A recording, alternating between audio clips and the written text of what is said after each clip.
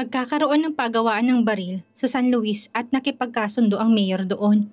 Ini-offer nitong lugar sa kanya para gawing hideout ng mga iligal nilang transaksyon. Ang kapalit ay tutulungan niya ito sa paparating na eleksyon. Ganit sa kapangyarihan ng mayor, kaya ginagawa ang lahat upang hindi makababa sa pwesto. Bumiyahe sila ng ilang oras tungo sa San Luis. Dumaan sila sa sentro ng bayan. Nagkalat ang mga taong abala sa pamimili at ganun din ang mga nagbebenta ng street food. Pinagmasdan ni Ate Kus ang kaganapan sa labas ng mamahaling sasakyan at may nakita siyang babae na may hawak na bata sa kabilang braso habang hirap na bitbit din sa kabila ang malaking supot ng mga pinamili nito. Kung maaga sana siyang nakabuo ng bata sa mga baby maker niya ay baka ganun na rin kalaki ngayon ang kanyang anak. Kung kailan kailangan niya ang bagay na yon ay saka naman ipinagkait sa kanya.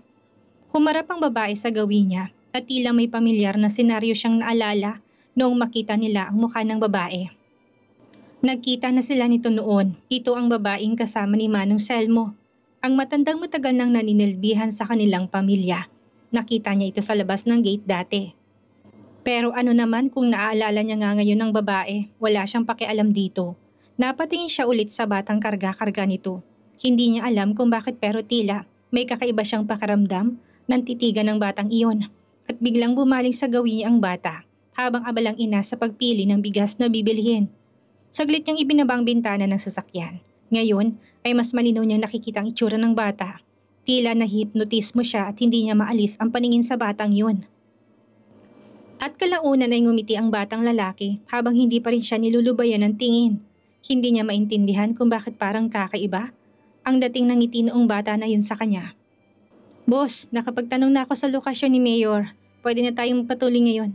Imporma ng tauhan niya. Natauhan siya na magsalita ang tauhan niyang hindi niya na malayo nakapasok na pala sa sasakyan. Hindi na siya kumibo at sinara na ang bintana ng sasakyan. Napangiti si Samantha nang makita nakasunod ang mga mata ng anak niya sa itim na kotse na yon. Namamangha siguro ito dahil minsan lang itong makakita ng ganoong sasakyan sa kanilang probinsya. 1 taon nang lumipas matapos siyang manganak. Ipinagpapasalamat niyang malusog niyang isinilang si Marco. Lumaking hindi masyadong sakitin ng kanyang anak.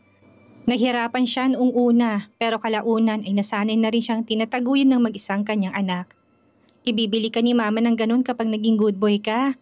Aniya sabay turo sa papala yung kotse. Ilang saglit ay napansin niya nakatingin ang bata sa isa pang bata na kumakain ng ice cream. Ngali-ngali nang dumukot siya ng barya sa bulsa. Mabuti na lamang at may 5 piso pa siya doon. Nabilhan niya ng ice cream ang anak niya. Tahimik lang ang anak niya, ngumingiti ito pero madalas sa kanya lang. Tahimik ito sa ibang tao at hindi ito masyadong nakikipaghalubilo sa iba. Siguro dahil nasanay ang bata na siya lang ang parating tong kasama at isa pa ay nasa bundok ang kanilang bahay. Miminsan lang itong nakakakita ng maraming tao. Ang trabaho niya kasi sa bukid. Nagtatanim siya ng mga gulay upang ipagbili sa palengke na binibili niya naman ng mga pangangailangan nila. Dati na siyang nagtatrabaho lang sa bukid pero noong lumuwas siya sa syudad, ang kanyang kapatid ay iniisipan niya na rin na pumasok ng trabaho sa isang karinderya upang mas malaki ang maiipon niya.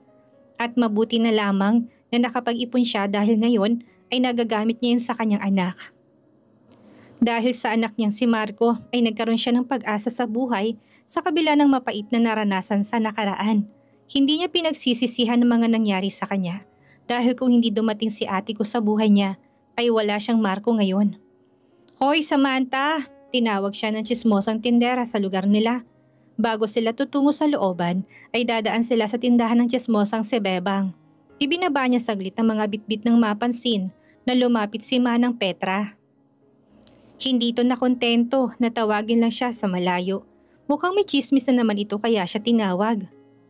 Mabuti na lang at hindi siya kasing daldal ni Manang Petra at baka matagal niya nang ibinunyag ang mga panlalait nito sa mga nakilala nito. Alam mo ba, may bagong in-offer na opportunity si Mayor ngayon. Pauna nito. Sabi na nga ba't may chika na naman to? May kilalang mayaman si Mayor na naghahanap ng mga pwedeng maging waiter sa hotel. Noong mayaman niyang kakilala. Naalala ko ikaw kasi may anak at walang amang anak mo. Nagpasaring pa ng salita si Petra tungkol sa anak niya. Alam mo, kamukha nung mayamang yun ang anak mo. Hindi kaya siyang ama ng anak mo tapos ayaw mo lang magsalita? Kumunot ang noo niya ng balingan si Petra. Minsan talaga hindi niya gustong mga lumalabas sa bibig nito. Kung sino-sino na naman ang pinagdududahan nitong ama ni Marco. Porket walang amang anak niya, igagawa ito ng istorya. Baka mayaman talagang ama ni Marco. Ayaw mo lang sabihin kasi baka manghingi kami ng paambon. Alam mo na. Tapos humagikik pa ito. Hindi mayaman ang ama ni Marco. Mahirap lang din siya katulad natin. Pagsisinungaling niya pero may duda pa rin sa mga mata ng tsismosang si Petra. Ano pangalan ng lalaki? Usisa pa nito. Umiwas siya ng tingin at pinulot ang mga pinamili. Aalis na kami, Manang Petra. Formal niyang ngumiti at tumalikod. Gusto niya lang talagang iwasan ang interrogerang si Petra. Walang ibang nagawa si Petra kung hindi ang bumalik sa kinauupuan kanina at magpaypay ng sarili. Aaminin niyang kinakabahan siya sa sinabi ni Petra. Paano kung si Atticus nga iyon at talagang namukhaan nga ni Petra ang lalaki?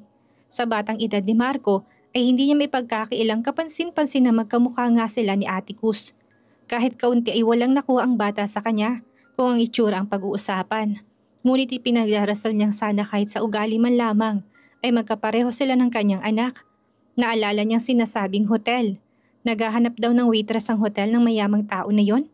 Interesado siya kaya lang hindi niya pwedeng iwan ang bukirin lalo pat hindi pa siya nakakapagpaalam sa may-ari na aalis at iiwan niya ng pagtatanim sa lupa nito. Siguro malaking pasahod doon, nasabi niya sa sarili. Nakikita niyang hindi sapat ang kita niya sa bukid upang tustusan ang mga kailangan ng kanyang anak. Madalas na pagkakaitan niya pa ito sa mga pagkaing gusto nito lalo na kapag kapos na kapos sila. Pero ipinangako niyang balang araw, susugal siya para doon. Natanaw niyang hasyenda ng mayor, madadaanan yun bago nila marating ang lupa na pinagtatrabahuhan niya. Napahinto siya nang makitang lumabas sa malaking gate ang sasakyan. Pamilyar sa kanya. Yun ang kotseng nakita nila sa bayan. Dadaan ang kotse na yun sa kanilang harapan. Bigla itong tinuri ni Marco kaya tumigil sila. Mukhang gustong gusto talaga ito ng kanyang anak kaya tinayaan niyang ma-enjoy nitong panunood sa kotse na ngayon ay papalapit sa kinaroroonan nila. Hinintay nila hanggang sa dumaan ang sasakyang iyon sa harapan nila. Ngunit nakabukas ang bintana ng kotse sa likuran at ganun na lang ang pagkagulat niya nang mamukhaan ng taong nakaupo sa likuran. Atticus? Hindi agad nakakilos sa kinatatayuan niya si Samantha. Tila nag-ugat ang mga paa niya. Kahit gusto niyang mangutusan ng sariling kumilos, ay hindi naman siya sinusunod ng kanyang katawan. Nakaawang ang bibig niya habang sinusundan ng tingin ang lalaking nasa likuran ng kotse. Lumingon ito sa gawin nila at nagtamang mga mata nila ng lalaking iyon, ang ama ni Marco. Nakita sila ng ama ni Marco. Sigaw ng kanyang isipan. At abot-abot ang kaba sa kanyang dibdib. Nang mamalayang huminto ang sasakyan, para siyang binuhusan ng isang balde ng yelo. Dahil sa nakita, nakilala ba siya nito? Namukhan ba ng lalaki ang kanyang anak? Kukunin ba nito si Marco sa kanya? Kung ano-anong tanong ang kagad na bumuhos sa utak niya. Sa pangalawang beses ay nagtagumpay siyang kumilos at lumayo sa sasakyan ngunit isang beses ang nagpatigil sa kanya. Miss! Tagaktak ang pawis niya't para siyang sumalang sa marathon dahil sa bilis ng pagkabog ng kanyang dibdib. Sa inyo na itong chocolate, ani ng driver at itong tumawag sa kanya hindi si Atticus. Ayaw na sanang pansinin niyo ni Samantha dahil wala na siyang pakialam sa chocolate. Ang importante hindi makita ni Atticus ang anak niya. At sa inyo yata ito naiwan niyo. Nang lingunin niya ito'y nakita niyang bitbit ng driver ang mga pinamili nila sa palengke. Naiwan niya palang mga yon dahil sa pagmamadali niyang makalayo sa mga to. Wala silang kakainin ng anak niya kapag pati iyon ay iiwan niya. Wala na silang natirang pera na pambili pa ulit ng kakailanganin. Kaya napilitan si Samantha na kunin ang pinamili. Lumunok siya sa kaba habang papalapit sa sasakyan. Hindi niya nilingon ang bukas na bintana ng sasakyan kung saan nandoon si Atticus. Bitbit niya sa kabilang kamay ang bata ngunit hindi niya namalay ng batang tumapat sa bintana ni Atticus. Doon mas napagmasdan ni Atticus ang mukha ng bata. Nagsalubong ang parehong abuhing mata ni Atticus at ng abuhing mata ng bata. How old is he? Natigilan si Samantha na marinig ang malalim na boses ni Atticus. Kabado na lumunok siya at kung maaari ay ayaw niyang balingan na lalaki. 1 taon po. Natagan niyang kinuha ang chocolate at ang pinamili niya sa lalaking driver. Salamat. Diretso siyang tumalikod upang hindi na sila magtagal doon at baka sundan pa ng kung anong tanong ang nauna nitong tanong. Natatakot siya na baka umabot pa sa kung saan ang pag-uusisa nito sa bata. Kinakabahan pa rin siya kahit nakalayo na siya sa sasakyan At nung balingan niya yon ay nakalayo ng magarbong sasakyan. Anong ginagawa ni Atikos doon? Bumaling siya sa bahay ng mayor. Anong kailangan ni Atikos sa mayor ng kanilang lugar? Matapos niyang pakainin ng kanyang anak ay hindi na siya kumain. Nawalan siya ng ganang kumain lalo pat napuno ng problema ang kanyang utak. Hindi siya mapakali ngayong nakita niya ulit ang lalaking laman ng kanyang mga bangungot. Nagbalik sa realidad ang kanyang mga kinatatakutan. Mahaba-haba ang biyahe. Pinching his nose while looking at the scenery outside the window. Hindi maalis sa isipan ni Atikos ang kulay ng mga mata ng bata kanina. Does his dad is a foreigner? May lahi bang bata? Hindi niya may tatanggi na ganoon din ang kulay ng kanyang mata. Magkapareho sila at gusto niyang kastiguhin ng isipan dahil sa naiisip na sana anak niya na lang ang batang iyon. Hindi sana siya naghahanap na magiging baby maker niya. Hindi na sana siya nahihirapan ngayon at maiirita sa palpak na nangyayari sa baby maker project niya. Hindi siya papayag na hindi niya kadugo ang pag-iiwanan niya ng yaman na pinaghirapan niya, lalo ng mafia businesses niya. Tanging mga mondehar lamang ang hahawak ng mga properties. Dahil ang bloodline ng mondehar lang ang nakikita niya may potensyal para patakbuhin ito ng maayos. Huwag ka nang bumabasa kung saan-saan. Ayoko matagalan pa tayo. Paalala niya sa driver. Opo, boss. Lumunok ang driver. Kung hindi lang sana niya sakay ang kanyang boss Atticus, ay baka sinakay niya na ang mag-ina kanina. May bitbit na payong, may bitbit pang bata at mga pinamili sa palengke. Siyang nahirapan sa sitwasyon noong babae. Naawa siya dito. Pabalik na sila sa private plane at babalik na sa syudad. Ang mayor lang ang sadya nila doon at wala nang balak na magtagal dahil marami pa silang aasikasuhin. Bumaba ang hagdan ng plane. Sumalubong ang nag-iisang private steward ng sasakyan. Nag-offer ng white wine sa kanila. Agad na nilagay ng tauhan ni Atticus ang hard case kung saan nakapaloob ang mataas na kalibre ng baril. Isa yung sample na pinadala ni mayor para matignan niya. This is fine, aniya sabay kasa ng baril.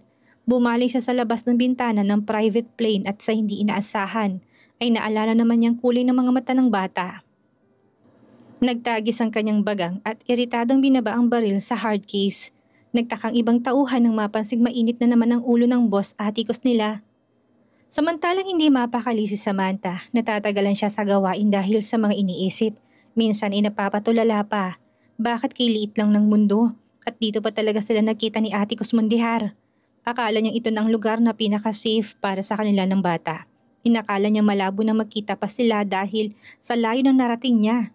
Ilang saglit ay may kumatok sa pinto. Matagal bago niya yun napansin. Tulog ng bata dahil tanghaling tapat iyon at ang oras ng tulog nito. Bumangon si Samantha upang magtungo sa pinto. Saktong pagbukas niya ay sumalubong sa kanyang mukha ng kapatid. Tulala't hindi siya natinag sa kinatatayuan dahil sa gulat. Ate, baka sampagod sa mukha ng kapatid niya. Artea? Hindi mo ba ako patutuloyin? Hindi siya kagad nakapagsalita. Agad siyang niyakap ni Artea. Hindi niya alam kung anong gagawin. Bakit nandito si Artea? Bakit umuwi? Ate, nang humiwalay ito'y napansin niya nakatingin ito sa batang nasa silid. Agad niyang nilapitan ng pinto ng silid at sinara. Sino yon? Balisa't hindi siya makatingin kay Artea. Wala yun, Artea. Anong wala? Hinawi pa nitong kami niya. Kaninong bata yon? Alam kong hindi ka close sa mga batang nandito. Kaya kanino yon? Artea, ano ba? Umalingaw ang boses niya sa iritasyon. Pagod na siya sa sitwasyon niya at nandito ang kapatid niya. Para ano? Para manggulo na naman? Bakit ngayon lang nito naisip na umuwi? Pagkatapos ng lahat, halos itulak siya nitong parang hayop sa hotel room nung mga time na yon tapos ngayon, heto't magpapakita sa kanya. At hindi niya makakalimutan ang napakalaking atraso na ginawa nito sa kanya. Halos ipagkanulo siya ni Artea sa demonyong Mondihar na yon para lang mapagbigyan ng mga luho nito. Anak mo siya? Anito na ngayon ay tila naintindihan ng lahat dahil sa reaksyon niya. Hindi siya nagsalita. Anak mo siya, hindi ba ate? Napansin niya ang pagliwanag sa mukha ni Artea na hindi niya maintindihan kung bakit. Sabihin mo, sinong ama? Sabay hawak sa balikat niya. Hindi siya makapagsalita at panay lang ang iwas ng tingin. Kay Mondihar ate? Sa mayamang yon? Biglang tumawa si Artea na parang nahihibang. Tama ako. Bumalik ka na sa syudad, Artea. Tahimik ang buhay namin dito. Mayaman ang ama ng bata ate. Pwede natin siyang tawagan para makakuha tayo ng pera. Pinalisikan niya ng mga mata ang kapatid Kumuyom kamao niya at kaunting-kaunti na lang ay matatamaan na itong kapatid niya sa kanya. Huwag na huwag mong pakikialaman ng anak ko, Artea. May diin sa bawat bigkas niya. Hanggang ngayon napakabobo mo pa rin, ani Artea na nakangisi. At agad umalis ang kapatid. May masamang kutob siya sa sinabi nito. Hindi maaari. Paniguradong gagawin nga nitong binabalak. Naiiyak na nagbalot siya kinagabihan. Naiinis siya sa lahat-lahat. Sa sitwasyon niya at sa mga taong nakapaligid sa kanya. Nagsimula na siyang mamuhay ng tahimik pero parang ayaw siyang patahimikin ng mga nangyari sa nakaraan. Bandang 4:00 ng madaling araw ay sumakay sila ng bus papuntang syudad. Kung hindi niya mahanap ang katahimikan sa kabundukan ay sa syudad niya yun hahanapin. Magbabaka sakaling hindi na siya masusundan ng mga taong maaaring makasira sa buhay nila. Mahal kita anak, hindi natin naharapin ang ama mo. Hindi kanya makukuha sa akin. Pangako tayong dalawa lang. Niyakap niya ng mahigpit ang anak na nakatulog na sa biyahe. Nag-aagaw ang liwanag at kadiliman sa labas. Habang binabagtas ng pampublikong sasakyan ng kahabaan ng public highway. Kain ka pa, aniya sa anak habang sinusubuan ng tinapay. Mabuti na lang at sakto para sa paupahang bahay ang bitbit niyang pera. Kapatid mo, ani ng babae na may bitbit na eco bag. Mukhang naghihintay ng masasakyan, umiling siya sa babae. Mga bandang 10:00 na sila nakarating sa syudad. Kaya ngayon pinapasnack niya na muna ang bata. Anak ko po, medyo nagulat pang babae sa sinabi niya. Akala ko kapatid mo. Mukhang ang bata mo pa para magkaanak, ngumiti siya. 23 na po ako, tumangutango ang babae, pinahid niya gamit ng panyong bibig na anak. Napangiti siya nang mapansing naaaliw ang anak niya sa panunood sa mga sasakyang dumadaan. Itong address na itong ibibigay mo sa taxi. Mag-taxi kayo ha. Kahit mahal pa yan, ang importante ay matuntun niya kaagad ang location ng agency at makahanap kaagad ng maupahang bahay. Ani Sally sa kanya, may binigay itong papel. Kahapon ay nakipagkita kaagad siya kay Sally. Sabi ni Sally ay may kaibigan din itong nagtatrabaho sa hotel sa syudad. Doon daw siya mag-apply kapag nakaluwas na sila sa syudad. Sigurado ka na ba talaga, Samantha? Baka nagkakamali ka lang. Hindi naman siguro kayo ipapahamak ng kapatid mo. Kapatid mo yun eh, umiling siya. Nagbago na siya ngayon, Sally. Alam kong gagawin niya ang lahat para lang sa pera. Napabuntong hininga na lang ang kaibigan niya. Bumalik din ulit ang kaibigan niya sa kabilang baryo matapos siyang madalaw kahapon. Tumingin siya sa papel na hawak. Mag-a-apply siyang labandera sa hotel. May sariling laundry house ang malalaking hotel at pwede raw ang bata doon. Hindi naman kasi pwedeng iwan niyang bata. Wala rin siyang mapag-iiwanan sa anak niya. Nagpapasalamat siya na tumatanggap ang hotel ng empleyadong hindi makapagtapos ng pag-aaral katulad niya. Eto pong address kuya. Binigyan niyang papel nang makasakay na sila ng taxi. Ibinaba sila sa maliit na gusali na may 2 palapag. Naabutan niya pang may mga nakapila sa labas. Sakto at Sabado. Baka ngayon ang pasahan ng papel para sa mga mag-a-apply. Kagabi pa siya nakahanda at nakagawa na ng resume at nakaredy na rin ang ibang papel para maka-apply. Kinalabit siya ng anak niya. Sa kanya lang naalalang wala pa silang kain ng anak niya at maghahanap na rin sila ng mauupahan ngayon. Nagugutom ka na ba? Paniniguro niya. Baka kasi pwede pa silang magpasa muna sa office ngayon para mamaya'y babalikan na lang nila. Natatakot din siyang baka hindi na siya makahabol at wala ng bakante. Tumango ang anak niya. Nakagat niyang labi. Hindi niya naman kayang makitang nagtitiis ang anak sa gutom. Kaya wala talaga silang choice ngayon. Tara! Inalalayan niyang anak habang bitbit sa kabilang kamay ang bagahe. May mga signage siyang nakita na may nakalagay na room for rent. Kaya lang medyo mahal ang iilan kaya naghanap pa sila ng ibang paupahan na kaya sa budget niya. Kalaunan napagod din sila kaya tumigil na muna sa tindahan. Nakakain ang anak niya kanina pero nauuhaw na ito ngayon. Tubig ang sa kanya na tig-pipiso habang juice ang sa anak niya. Malboro, ani na matandang lalaking lumapit sa tindahan. Magsisindi na dapat ang matanda nang mapansin ni Samantha. Namilog ang mga mata ng matanda na mapagmasdan si Samantha. Teka, bakit parang pamilyar ka? Nagtataka si Samanthang napatingin sa lalaki. Nagulat si Samantha nang mamukhaan ng matandang lalaki. Ineng? Tatay? Ito ang matandang tumulong sa kanya noong hinold up siya dati. Yung matandang lalaking naghatid pa sa kanya sa terminal ng bus. Ikaw nga! Tuwang-tuwa pang matanda nang makumpirma na siya nga iyon. Napanunok siya nang mapansing nakatitig ang matanda sa batang nakahawak sa manggas ng damit niya. Kapatid mo? Anito? Anak ko po. Tumangutang ang matanda na may pagkunot sa noo. Halatang nagtataka habang nakatingin sa bata. Nag-usisa ito. Nalaman ng lalaki na naghahanap sila ng paupahan at naghahanap na rin ng trabaho. Trabaho? Naku, sakto! Pumitik sa ere ang matandang lalaki na si Tatay Dolfo. Walang kasama si Angelica. Ang tinutukoy ni Tatay Dolfo ay ang anak nito. Room girl yun sa hotel. Naghahanap ng pwede niyang bakapan para makapasok sa trabaho. Kailangan ng trabahante. Ang laki-laki ba naman kasi ng hotel na pinagtatrabahuhan niya? Ayaw niya sanang sumama kay Tatay Dolfo. Lalo pat alam niyang nagtatrabahong matanda kay Atticus. Hindi niya alam kung hanggang ngayon ay doon pa rin ito nagtatrabaho. Mapilit ang matanda at isa pa ay pagod na rin ang anak niya sa biyahe kaya napilitan siyang sumama na lang. Ngayon nag-aalala siya sa anak. Gusto niyang pumasok bilang room girl sa hotel.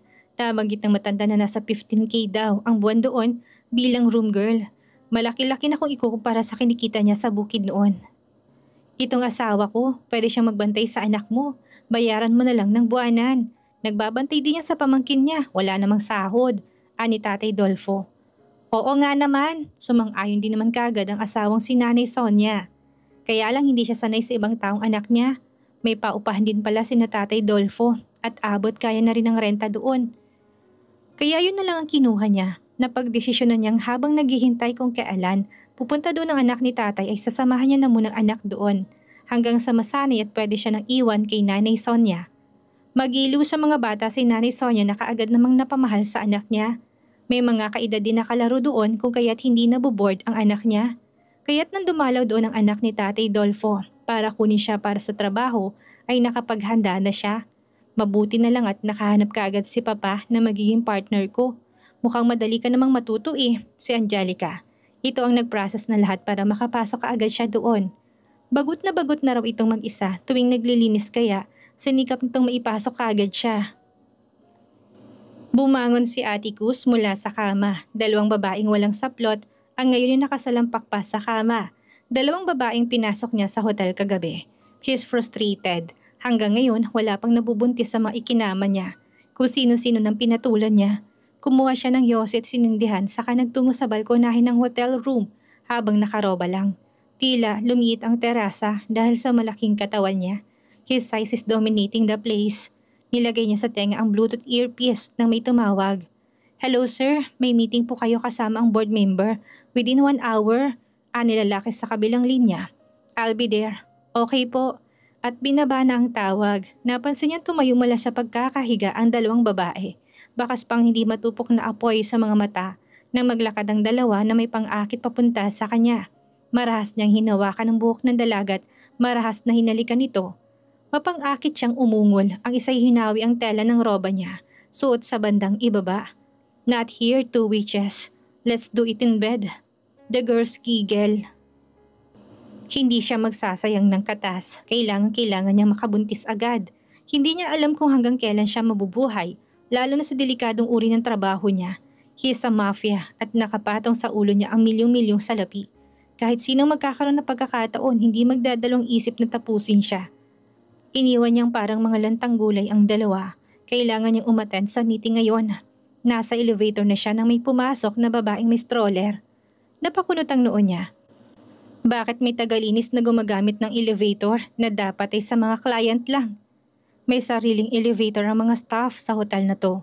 Kaya bakit nandito ang room girl na ito dito? Nakayuko pang babae tabala pa sa pag-a-arrange ng gamit sa ibabaw ng service trolley nito. Inaayos ng babae mga basahan sa ibabaw. Tila walang pakialam sa paligid.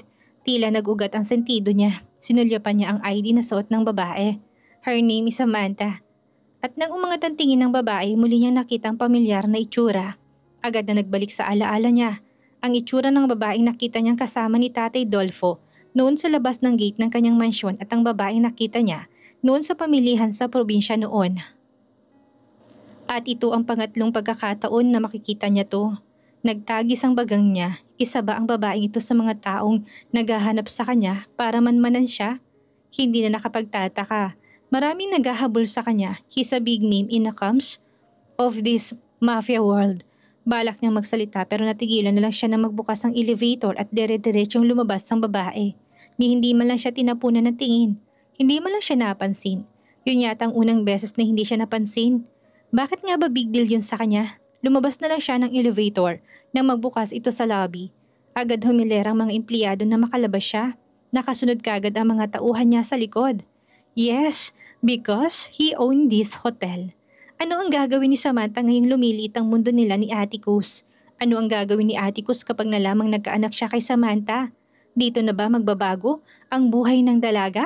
Yan ang ating aalamin sa susunod nating kabanata.